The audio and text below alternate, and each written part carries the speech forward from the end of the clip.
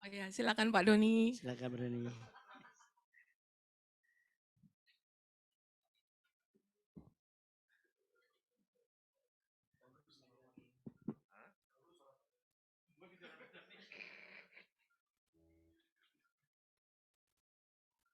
Ya,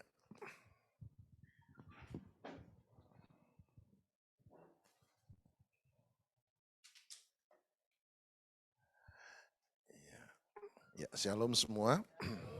Ya. Mari sama-sama kita buka 1 Samuel pasal 1 ayat yang pertama. 1 Samuel pasal 1. Kelihatannya Samuel cocok. 1 Samuel pasal 1 ayat 1 sampai ayat yang ketiga. 1 Samuel pasal 1 ayat 1 sampai ayat yang ketiga. Di sana ada perikop lahirnya Samuel gitu ya.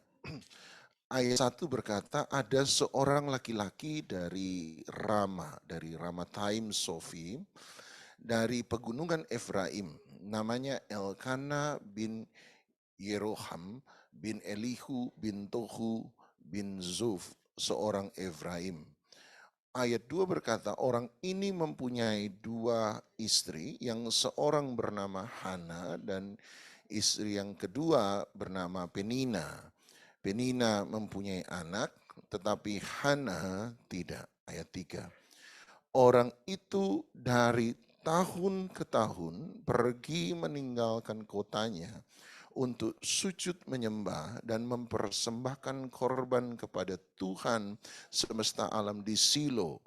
Di sana yang menjadi imam Tuhan ialah kedua anak Eli, yaitu Hofni dan Pinehas. Ayat 3 saya mau Anda perhatikan. Ada satu frase kata yang membuat saya tertarik. Orang itu, kata Alkitab ayat 3, dari tahun ke tahun. Dia dari tahun ke tahun pergi meninggalkan kotanya untuk sujud menyembah dan mempersembahkan korban.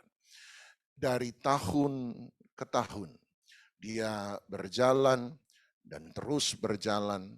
Setiap tahun tidak pernah absen. Dia selalu melakukan sesuatu yang sama, yaitu dia sujud menyembah dan mempersembahkan korban. Kata tahun ke tahun itu satu hari menarik perhatian saya. Tahun ke tahun. Tuhan itu suka dengan orang yang konsisten. Dia suka dengan seseorang yang konsisten. Sebab arti kata iman sendiri pun, kata iman itu sebenarnya adalah setia. Dan arti dari setia adalah konsisten. Ada banyak orang yang tidak sadar bahwa Tuhan itu sebenarnya suka dengan orang yang konsisten. Konsistensi dalam kehidupan seseorang itu membawa orang untuk berkomitmen kepada sesuatu. Kalau Anda berkata bahwa saya berkomitmen kepada A, saya berkomitmen terhadap B, maka bukti dari komitmen Anda terhadap sesuatu adalah Anda konsisten dengan itu. Anda akan konsisten sebab komitmen selalu dibangun dari sebuah konsistensi. Dan kalau Anda terus berkomitmen, Anda terus konsisten dari tahun ke tahun, maka itu akan menjadi, saya suka bahasa Inggris, devotion, akan menjadi pengabdian kita. Sebab pengabdian hanya lahir dari sebuah komitmen, tapi komitmen lahir dari sebuah konsistensi. Sama-sama bilang konsisten, sama-sama bilang komitmen, sama-sama bilang pengabdian. Dan Tuhan ini suka. Bahkan Alkitab berkata, Alkitab berkata, kalau saya tidak salah, coba Anda pergi ke 2 Tawarik. Kalau Anda pergi ke 2 Tawarik sebentar. Tiba-tiba saya ingat ayat ini, 2 Tawarik, tapi saya lupa. 2 Tawarik 16 ayat yang ke-9. 2 Tawarik 16 ayat yang ke-9. 2 2 Tawarik 16 ayat 9 berkata, karena mata Tuhan menjelajah seluruh bumi untuk melimpahkan kekuatannya kepada mereka yang bersungguh hati terhadap Dia. Dalam hal ini engkau telah berlaku bodoh, dan seterusnya dan seterusnya.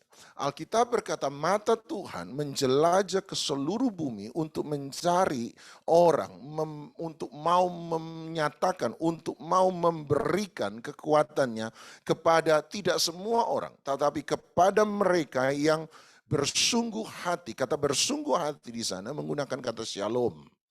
Nah, shalom berarti kita kenal damai sejahtera. Tetapi sebenarnya kata shalom berbeda dengan damai sejahtera yang Anda dan saya bayangkan. Sebab arti kata damai sejahtera atau shalom itu berarti utuh. Yang di dalam sama yang di luar itu sama. Sesuatu yang utuh. Dan bahkan dari situ muncul kata devotion, di mana kita memberi pengabdian. Kenapa kita memberi pengabdian? Ya sederhana, sebab apa yang ada di dalam kita dan apa yang ada di luar kita, segala sesuatu yang kita kerjakan sama dengan apa yang ada di dalam hati kita. Satu, utuh, penuh, komplit. Jadi tidak terbagi-bagi, bukan sebagian, tetapi dia memberi seluruh. Makanya saya berkata Tuhan gak pernah minta banyak, Tuhan cuma minta satu. Apa itu? Dia cuma minta semua. Itu Tuhan. Makanya dia berkata, kasihlah Tuhan Allahmu dengan segenap. Dia tidak minta 90% dari hati Anda.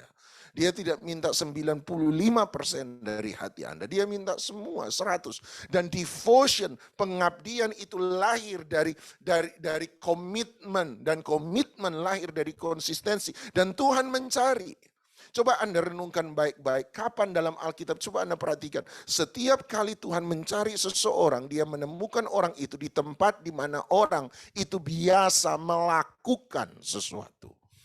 Kapan Tuhan berjumpa dengan Musa? Kapan Musa ketemu dengan Tuhan di semak belukar bernyala-nyala? Waktu Musa sementara mengembalakan domba di tempat di mana dia biasanya berada.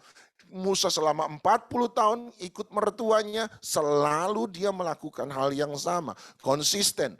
Alkitab berkata tadi, dari tahun ke tahun, dari tahun ke tahun, dari tahun ke tahun, dari tahun ke tahun, dari tahun ke tahun, Tuhan berjumpa dengan Musa di tempat di mana dia biasa berada. Di mana Tuhan Yesus memanggil murid-muridnya. Dia menemukan mereka, dia cari mereka, bukan mereka yang cari dia yang cari mereka. Di mana dia menemukan mereka? Di tempat di mana mereka biasa berada, konsisten dari tahun ke tahun, dari tahun ke tahun. Dia temukan Petrus, Yohanes, Yakobus lagi menjala ikan. Di mana? Di tempat di mana biasa mereka menjala ikan. Dia selalu mencari seseorang di mana mereka biasa berada. Amos mengatakan dengan sangat bagus dalam Amos pasal 7 ketika Amos berbicara raja dan dia berkata begini dalam Amos pasal yang ke-7. Sebentar, Amos pasal 7 ayat yang ke 14, Amos 7 ayat 14. Amos 7 ayat 14. Jawab Amos kepada Amazia, aku ini bukan nabi. Aku ini bukan nabi. Dan aku ini tidak termasuk golongan nabi. Kemudian Amos 7:14 dia berkata, melainkan aku ini seorang peternak, seorang penggembala domba dan pemungut buah arah hutan. Ayat 15, tetapi Tuhan mengambil aku dari pekerjaan menggiring kambing domba dan Tuhan berfirman kepadaku, pergilah bernubuatlah terhadap umatku Israel. Ayat 14, Amos bilang sama Amasya, dia berkata begini, saya ini bukan nabi, saya ini pengusaha istilahnya. Saya adalah penggembala domba. Dan dia berkata bukan hanya penggembala domba tetapi pemetik buah arah hutan. Itu yang lalu saya pernah katakan pada Anda. Ketika Alkitab menggunakan buah arah hutan, sycamore, fig tree, sebenarnya dibicara tentang buah arah yang palsu. Ada dua buah arah, ada buah arah yang asli yang benar. Empuk, matang, kalau dia matang manis, itu buah arah yang asli. Tetapi ada buah arah hutan atau dalam bahasa Inggris sycamore. Ketika Alkitab menggunakan kata sukamor, buah ara sukamor, itu buah ara yang umum, palsu. Bukan buah ara yang asli, buah ara hutan. Berbeda dengan buah ara asli, buah ara hutan itu lebih keras, lebih susah dimakan. Tetapi tumbuhnya gampang. Makanya waktu Tuhan Yesus datang dia cari buah ara hutan. Kenapa? Sebab tumbuhnya banyak di badan. Itu makanannya orang, mohon maaf, makanannya orang miskin. Sebab itu buah yang murah. Kenapa murah? Sebab keras. Dia keras. Buah ara asli lebih lembut, lebih manis. Nah, supaya buah ara hutan ini jadi lembut dan jadi manis seperti buah ara asli, maka biasanya orang Israel itu harus nusuk dulu buah ara itu. Ditusuk dulu, dibiarkan sekian hari. Kalau ditusuk dalam sekian hari, buah ara hutan, sukamor, buah ara palsu ini akan cepat menjadi matang. Dan waktu cepat menjadi matang, dia akan menjadi lembut dan menjadi lebih manis. Ini buah yang murah. Oleh sebab itu biasanya penggembala domba nggak punya kerjaan sambil nungguin domba makan kan gitu. Dulu para gembala kalau nungguin domba makan pas lapar, ya pas biasa karena buah ara hutan ini banyak ada di Israel, hari itu mereka suka tusuk. Mereka suka tusuk supaya kalau mereka nganggur cari snack, nggak ada Indomaret. Oh jangan sebut merek, maaf ya. Tolong ditit. Supaya mereka ngisi perut gitu ya, gampang mereka biasanya menusuk pohon ara hutan ini, buah ara hutan. Dan ketika sudah matang mereka gampang untuk ambil, makan sambil menunggu kambing domba mereka. Dan biasanya penggembala domba akhirnya disewa oleh beberapa orang, dibayari kerjaannya daripada nganggur nusuk-nusuk buah ara. Supaya cepat menjadi matang, bisa diambil dan bisa dijual.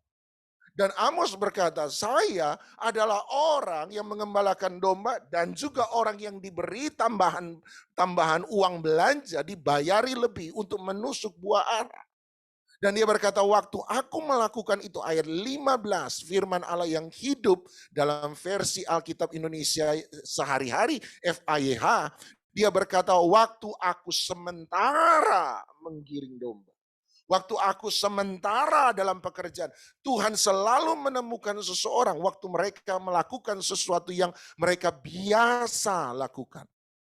Ingat Kejadian 3, ketika Adam dan Hawa jatuh dalam dosa, Tuhan datang ke Taman Eden. Kata dia datang ke Taman Eden, dia berjalan. Kata berjalan di sana, beberapa pendeta berkata, arti sesungguhnya adalah di mana dia biasa. Tuhan itu selalu mencari orang yang konsisten. Dia selalu mencari seseorang yang konsisten. Pemain sepak bola yang baik bukanlah seseorang yang bisa menendang bola. Sebab anak kecil 5 tahun juga bisa nendang bola. Pemain sepak bola yang baik bukanlah seseorang yang bisa menendang bola dengan baik. Bukan. Pemain sepak bola yang baik adalah seseorang yang bisa menendang bola dengan baik secara konsisten. Makanya ketika Cristiano Ronaldo ditanya, apa rahasia keberhasilanmu sebagai pemain sepak bola? Dia jawab satu, dia cuma jawab, latihan tidak pernah mengkhianati hasil. Sebab konsisten.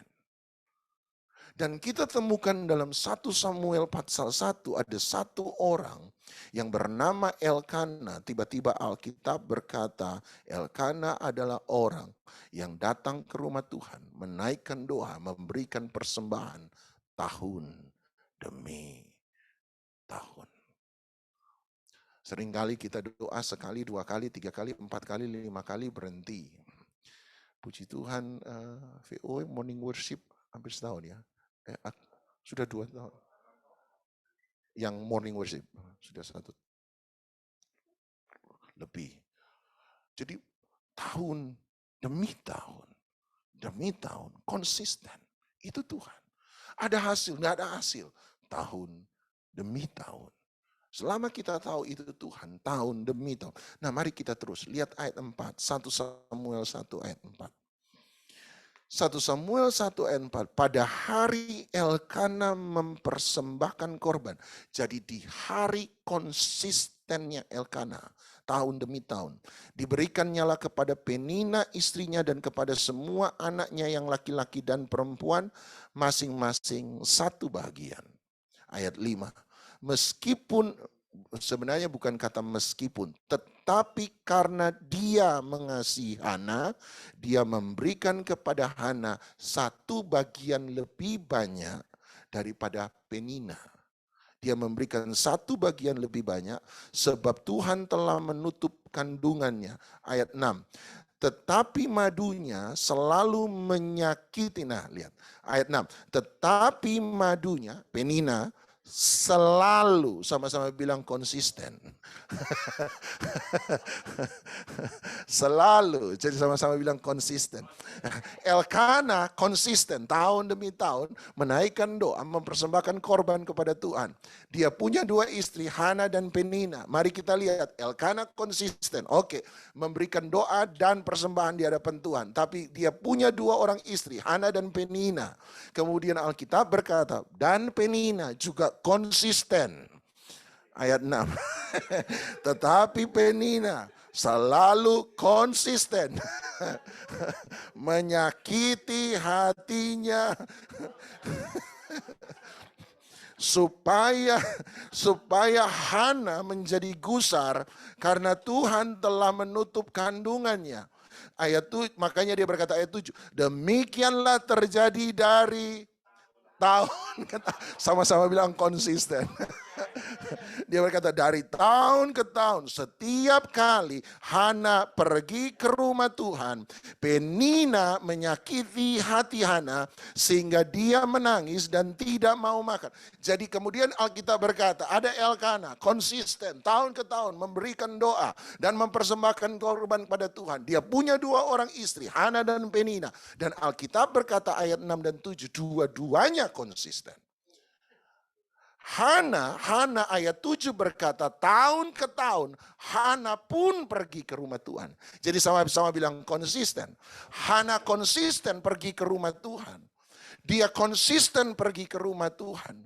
Dan Hana melakukan apa yang dilakukan oleh Elkana. Dia konsisten. Apa yang dia lakukan di rumah Tuhan. Dia berdoa seperti Elkana berdoa. Hana pun berdoa. Konsisten. Apa yang dia doakan? Minta anak. Dari tahun ke tahun minta anak. Tahun ini belum diberi anak. Dia datang lagi tahun depan. Belum diberi anak. Dia berdoa lagi tahun ketiga. Dia terus konsisten dari tahun ke tahun. Nah persoalannya ketika Hana konsisten berdoa meminta sesuatu dari Tuhan. Bagi Anda yang berdoa hari ini dan Tuhan belum jawab. Saran saya konsisten. Tahun ke tahun. Dan dia datang ke rumah Tuhan. Tetapi ayat 7 berkata, sekalipun Hana berdoa di rumah Tuhan, ada orang kedua, Penina, yang konsisten menyakiti hatinya dia, menggusarkan dia. Semakin Anda konsisten dalam rumah Tuhan, jangan pernah berpikir bahwa Anda bebas dari persoalan. Semakin kita konsisten dengan Tuhan, Anda harus mengingat satu hal, selalu akan ada Penina di samping Anda yang konsisten untuk menyakiti Anda supaya Anda berhenti untuk berdoa. Hana bilang minta anak, Penina berkata, tahun lalu sudah doa minta anak, gak dapat anak, mau doa lagi. Kenapa Penina konsisten menyerang Hana? Buat saya sederhana. Sebab Penina tahu kalau sampai doa Hana dijawab, itu akan menjadi ancaman bagi dia. Hana tidak pernah memusuhi Penina, tetapi persoalannya bagi Penina, kalau sampai Hana mendapatkan apa yang dia doakan, maka dia akan merasa terancam. Itu sebabnya Penina harus konsisten untuk menyakiti hati Hana, sebab dia tahu bahwa kalau doa Hana dijawab, dia akan menjadi sesuatu ancaman bagi Penina. Sama, setan iblis ketika mengetahui satu hal, bahwa ketika Anda berdoa dan berdoa dan berdoa, dan Anda tidak pernah menyerah dengan doa, setan jadi sadar satu hal, kalau sampai engkau benar-benar dijawab doamu, maka engkau akan menjadi ancaman terbesar bagi keberadaannya dia, sebab orang yang konsisten selalu adalah orang yang berkomitmen, dan orang yang berkomitmen adalah orang yang tidak akan pernah menyerah sampai akhir. Dia akan bertahan sampai kesudahan. Oleh sebab itu dia harus menyerang Anda secara konsisten supaya dia tahu Anda berhenti sebelum Anda mendapatkan apa yang Anda doakan. Sebab Hana dari tahun ke tahun, dari tahun ke tahun, dari tahun ke tahun, dari tahun ke tahun, dari tahun ke tahun. Dan saya percaya selalu ada penina dalam kehidupan kita ketika kita sementara mencoba konsisten dengan Tuhan. Waktu Anda berdoa, doa belum dijawab, ada penina yang mulai berbicara di telinga Anda. Dan penina yang paling berbahaya bukanlah orang di luar sana. Penina yang paling berbahaya justru pikiran kita sendiri. Kamu udah doa dan doa dan doa dan doa belum dijawab, kamu doa lagi. Sampai kapan Tuhan? Sampai mau kapan? Saya sudah doa, kenapa Tuhan tidak perhatikan? Kenapa Tuhan tidak jawab? Kenapa Tuhan tidak melakukan? Apakah Tuhan tidak berkuasa? Dan terus menerus secara konsisten dia membuat Anda supaya Anda berhenti untuk menyerah dengan konsistensi Anda terhadap doa kepada Tuhan. Pak Cahyo sudah bilang haleluya. Saya pendeta kalau semua sudah bilang amin, haleluya tadi sudah selesai. Tugas pendeta cuma buat jemaat bilang amin. Tapi saya tambah satu. Kisah para Rasul. Kisah para Rasul. Kisah para Rasul pasal yang ketiga. Kisah para Rasul pasal yang ketiga ayat 1.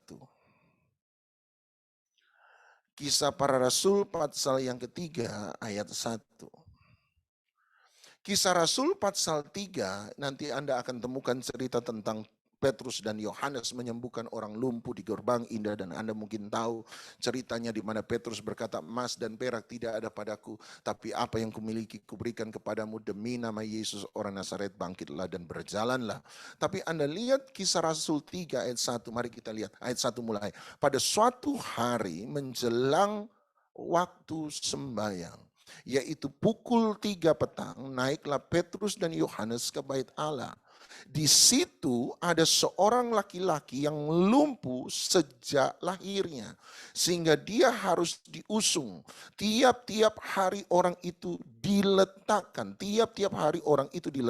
dekat pintu gerbang bait Allah yang bernama Gerbang Indah untuk meminta sedekah kepada orang yang masuk ke dalam bait Allah. Ayat 3. Ketika orang itu melihat bahwa Petrus dan Yohanes hendak masuk ke bait Allah, dia meminta sedekah. Mereka menatap dia dan Petrus berkata, lihatlah kepada kami.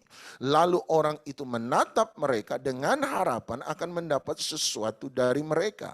Tetapi Petrus berkata, emas dan perak tidak ada padaku, tetapi apa yang kupunyai kuberikan kepadamu. Demi nama Yesus Kristus orang Nazaret itu, berjalanlah. Lalu dia memegang tangan kanan orang itu, membantu dia berdiri. Seketika itu juga kuatlah kaki dan mata kaki orang itu. Dia melonjak berdiri lalu berjalan kian kemari dan mengikuti mereka ke dalam bait Allah, berjalan dan melompat-lompat serta memuji Allah. Perhatikan ayat 1, dia berkata, waktu Petrus dan Yohanes masuk ke dalam bait Allah di waktu sembahyang, the time of the prayer, waktu untuk menaikkan the prayer, doa. Dalam bahasa Ibrani menggunakan kata amidah. Amidah. Satu doa yang biasa dinyanyikan. Jadi orang Israel punya 3 waktu doa penting. Jam 9 pagi, jam 12 siang, dan jam 3 sore. Jam 9 pagi adalah waktu untuk mempersembahkan korban pagi. Jadi bersamaan dengan mempersembahkan korban pagi, mereka menaikkan doa pagi. Jam 9, dari bersamaan menaikkan korban persembahan siang, mereka menaikkan doa siang, jam 12 siang. Dan di waktu imam mempersembahkan korban petang, korban sore, jam 3 sore, maka orang Israel juga menaikkan amidah doa sore hari. Jadi 3 jam doa penting, jam 9, jam 3, jam 9 pagi, jam 12 siang, dan jam 3 sore. Jadi ketika Alkitab berkata waktu sembahyang jam 3 petang, itu menunjukkan waktu sembahyang yang ketiga. Korban petang. Di waktu imam akan mempersembahkan korban, maka orang-orang Israel pun akan menaikkan doa amidah bersama dengan imam-imam mempersembahkan korban. Nah, cara orang Israel mempersembahkan korban adalah, menaikkan doa adalah, kalau sudah waktunya berdoa, maka semua yang duduk jam 9 pagi, jam 12 siang, jam 3 sore, maka semua yang duduk kalau sudah waktunya recording in progress. Jadi kalau sudah ada teng teng teng teng. Jadi mereka akan bangkit berdiri dan mulai menaikkan doa mereka kepada Tuhan. Bentuk doa yang mereka naikkan, nomor 1, mereka bicara tentang Tuhan dan semua perbuatan Tuhan di masa lalu. Nomor 2, mereka bicara tentang apa yang berdasarkan perbuatan Tuhan masa lalu. Mereka percaya bahwa apa yang Tuhan buat dulu, Tuhan akan sanggup melakukan sekarang.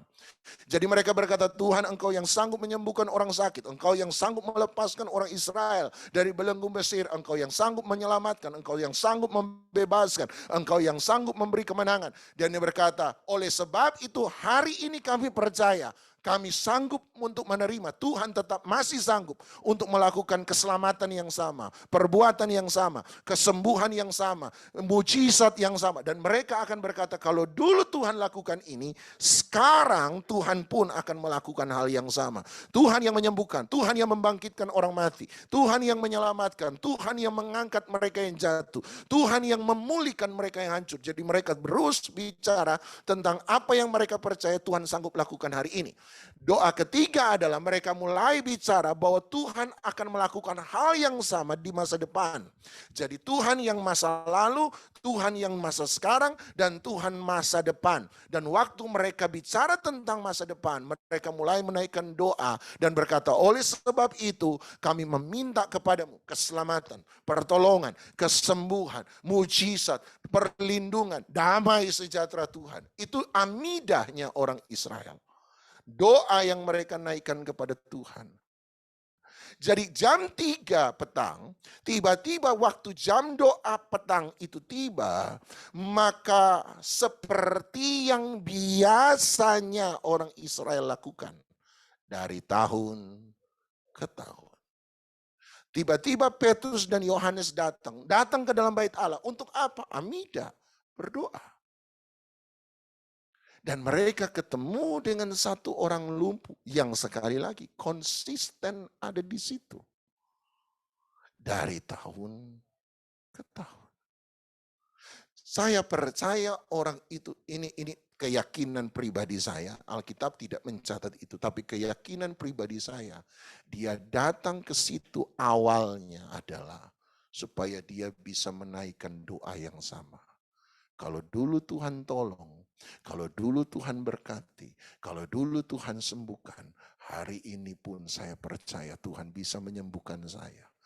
Tetapi dari tahun ke tahun, selama 40 tahun, dia tidak terima mujizat. Tiba-tiba dia berubah dari datang untuk berdoa, tiba-tiba dia datang untuk minta-minta. Di situ dia berhenti konsisten. Tapi puji Tuhan, kita punya Tuhan yang konsisten. Dan hari itu Petrus dan Yohanes masuk. Di tempat di mana orang lumpuh itu konsisten berada. Tiba-tiba Petrus dan Yohanes berkata, emas dan perak aku tidak punya. Tapi dalam nama Yesus bangkitlah dan berjalanlah. Alkitab secara sengaja, Lukas secara sengaja menulis ini. maka kuatlah mata kaki orang itu dan berdiri. Ingat saya tadi bilang, waktu orang Israel berdoa, di waktu doa Amidah, apa yang mereka lakukan nomor satu? Bangkit, berdiri. 40 tahun orang lumpuh tidak pernah bisa bangkit berdiri. Tapi hari itu dia bangkit berdiri. Ini gambaran saya, kalau saya jadi sutradara ini saya akan buat filmnya kayak gini. Jadi orang Israel waktu sementara berdoa, kami percaya Tuhan yang masa lalu sanggup buat mujizat, sanggup menyelamatkan, sanggup menolong, sanggup membangkitkan orang mati. Dan di tengah-tengah doa mereka, dan hari ini kami percaya bahwa Tuhan yang di masa lalu tetap sanggup melakukan mujizat yang sama, sanggup menolong, sanggup menyelamatkan yang sakit, sanggup untuk menyembuhkan yang sakit. Tiba-tiba orang lumpuh puluhan tahun yang mereka lihat di pintu gerbang indah, Anda bayangkan, tiba-tiba dia masuk. Dia yang tadinya tidak bisa berdiri, hari itu dia berdiri, melompat, bersuka cita, dan berkata, doa puluhan tahun dari Amidah orang Israel. Hari ini aku ngalami mujizat. Tuhan buat aku berdiri. Satu hal, jangan pernah menyerah dengan Tuhan, sebab Tuhan belum pernah menyerah dengan Anda dan saya. Dari tahun ke tahun. Hari ini tidak dijawab, besok tidak dijawab, hari kedua, ketiga tidak dijawab, hari keempat naik doa, hari 5 naik doa, minggu pertama naikkan doa, minggu kedua naikkan doa, bulan pertama naikkan doa, bulan kedua naikkan doa, tahun pertama, kedua, ketiga, 4, tahun ke tahun. Jangan izinkan Penina berhasil mengalahkan Anda. Satu kali Hana mendapat doanya dari tahun ke tahun. Jangan pernah menyerah. Mari kita datang pada Tuhan, teman-teman pemain musik. Ingat, Tuhan itu setia. Kasih Tuhan tak pernah berubah.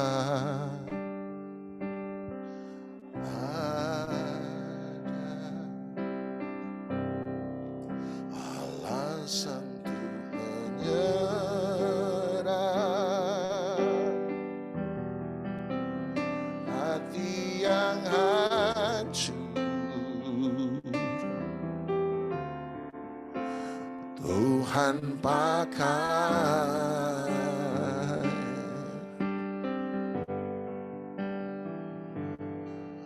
Berikan ku hati seperti Hana yang bertahan di dalam air mata.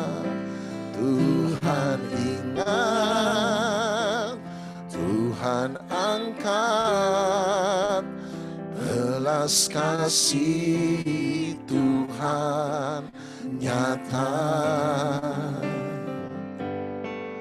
Berikan ku hati seperti Daud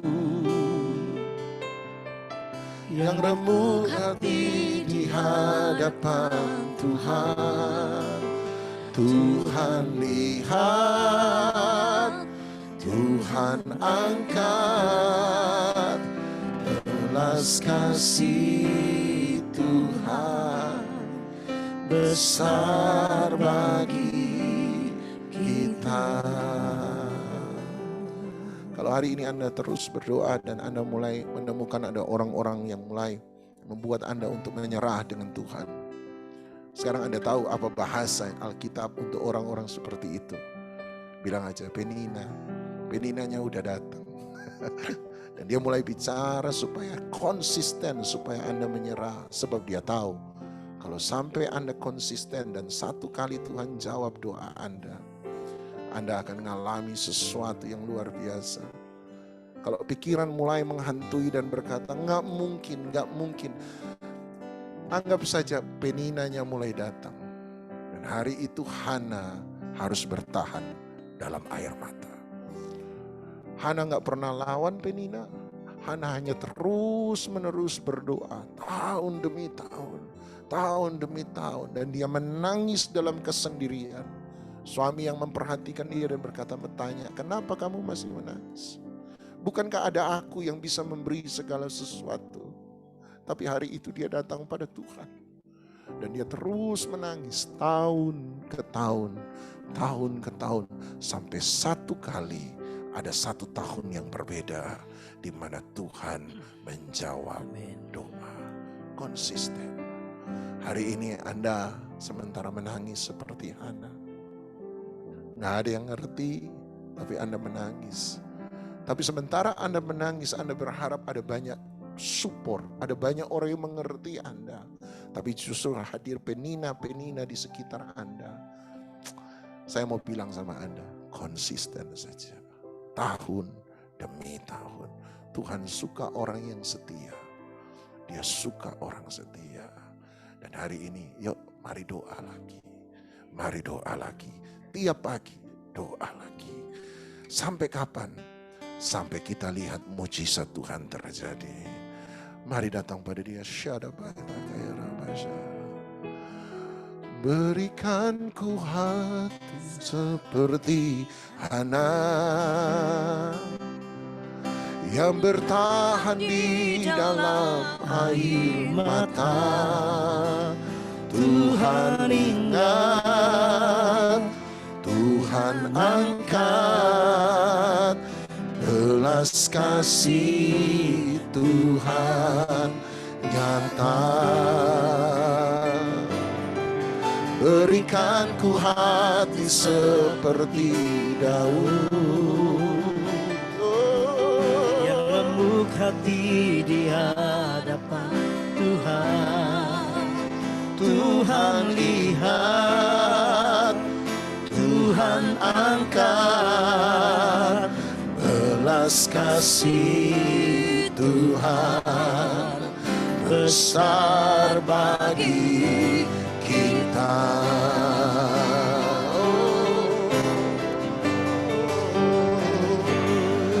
Berikan ku hati seperti Hana. Alkitab berkata, di saat kita tidak bisa berharap, berharap juga, berharap juga. Hari ini saya tidak tahu berapa banyak alasan bagi Anda untuk punya, untuk berhenti. Tapi saya mau berkata, berharap sekali lagi. Bahkan sekalipun tidak ada alasan untuk berharap, tetap berharap.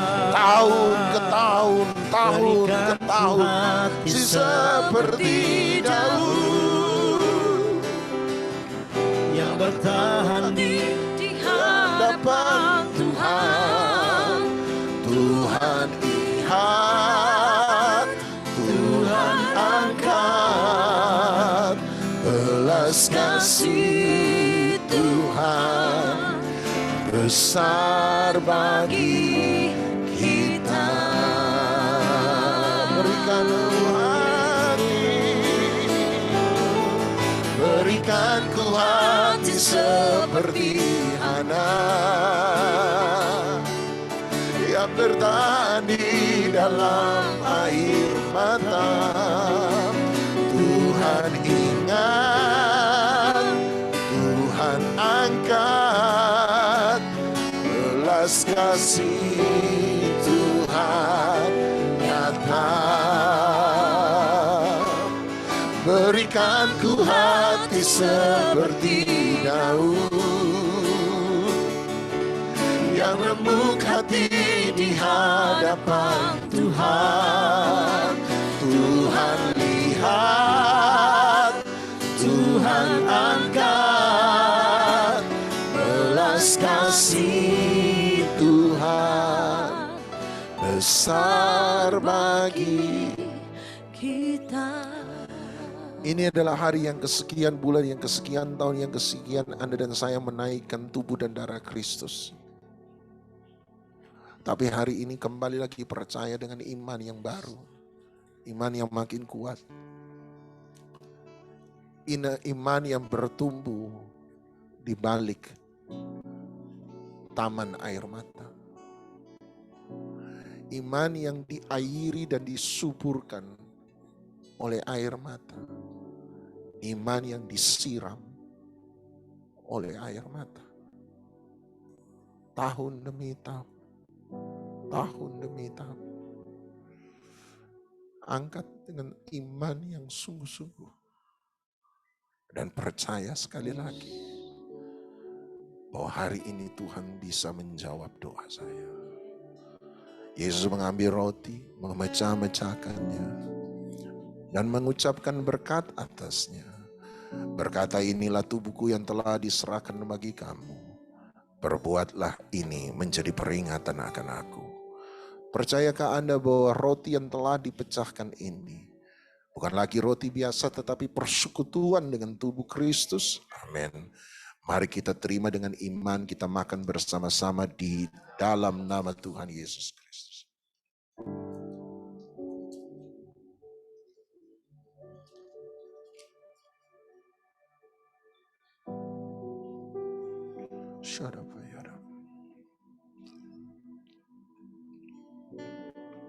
Ayat ini kuat bagi saya hari ini. Walaupun tidak ada alasan untuk berharap, berharaplah juga. Anda mungkin berkata, sudah sekian hari, sudah sekian minggu, sudah sekian bulan, sudah sekian tahun aku berdoa. Apalagi alasan buat saya untuk berdoa dan Tuhan belum jawab. Buat saya berharap juga bahwa selalu akan ada jalan keluar dari Tuhan. Dan satu kali, ada satu hari yang menjadi berbeda. Seperti Amos mendengar suara Tuhan di hari itu. Seperti Musa berjumpa dengan semak belukar bernyala hari itu. Seperti orang lumpuh di gerbang indah berjumpa dengan Petrus dan Yohanes hari itu. Seperti Hana berjumpa dengan Imam Eli hari itu. Ada hari yang berbeda. Angkat dengan iman. Yesus kemudian mengambil cawan, mengucapkan syukur atasnya dan berkata, inilah cawan perjanjian baru darahku yang telah ditumpahkan untuk pengampunan dosa semua orang. Percayakah Anda bahwa cawan ini adalah cawan persekutuan dengan darah Kristus? Darah yang mulia, darah yang menyelamatkan, darah yang menyembuhkan. Mari kita terima dengan iman, kita minum bersama-sama di dalam nama Tuhan Yesus Kristus. Shadabayara batakayara masyande. Kiara mayara mo. Ya ya ya ya ya ya ya.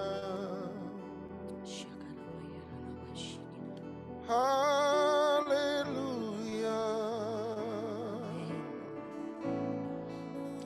Terima kasih, terima kasih, terima kasih, terima kasih Tuhan. Mari angkat kedua tangan Anda dan terimalah segala berkat daripada Allah di Bapa di sorga. Sebab kita percaya bahwa ibadah itu mendatangkan keuntungan yang besar. Oleh sebab itu terimalah segala berkat daripada Allah Bapa, cinta kasih sayang dan syafaat daripada Tuhan Yesus Kristus. Persekutuan, penghiburan, kekuatan, sukacita, damai sejahtera, kemenangan, hikmat, wahyu, urapan daripada Roh Kudus menyertai setiap kita. Mulai daripada pagi hari ini sampai selama-lamanya. Di dalam nama Tuhan Yesus Kristus yang percaya dilawat diberkati Tuhan. Sama-sama kita katakan amin.